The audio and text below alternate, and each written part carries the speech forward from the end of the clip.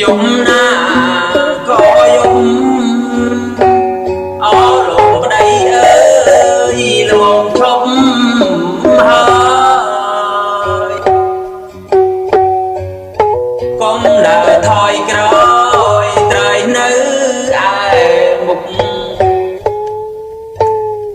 ชมស្រីชมស្រាชมល្បែងពាលី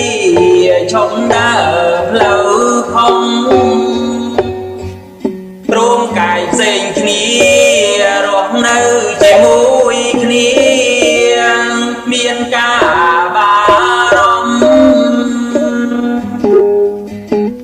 ភយើងត្រូវខិតខំប្រឹងប្រែងធ្វើការងារយើងត្រូវចេញជួយគ្នាពុំពីអំបស័កយើងកើតមកជាមនុស្សមានខំមានត្រូវបើខំអោយចេញកែដំរូវនាងប្រាជ្ញលោកហៅថាជាបណ្ឌិតបើខំមិនគិតមិនចេញកែដោយយប់ងងឹតព្រោះយើងមានខ្លួនមានប្រពន្ធកូនយើងត្រូវចេញគិតយើងកុំមិនគិតព្រោះចិត្តសម្រាប់គិតគិតល្អធ្វើល្អគិតខំធ្វើល្អមានជីវិតត្រូវតែតស៊ូយើងកុំរោបន្ត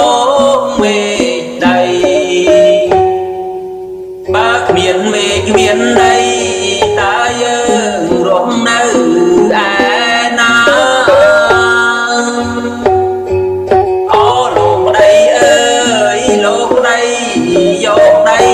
ទៅធ្វើការកុំសូវលើកកែវស្រាខឹងស្របង្កើនណាបាត់វិញចារនឹងញៀនសង្កភាពក៏ខ្សោយកម្លាំងក៏គ្មានខ្លួនក៏ឈឺហើយលុយក៏គ្មានតើចង់រត់ទៅពឹងអ្នកណាកាលនៅមានកម្លាំងមានលុយផឹកស៊ីហាមានទៀងច្រើនណាស់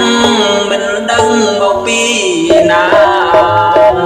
ពេលមានបញ្ហារោគមួយផ្សំថ្នាំគ្មានពេលមានបញ្ហាគ្មានអ្នកណាក្រៅពីប្រពន្ធពាទូនមានប្រពន្ធចង់ឲ្យប្តីបាន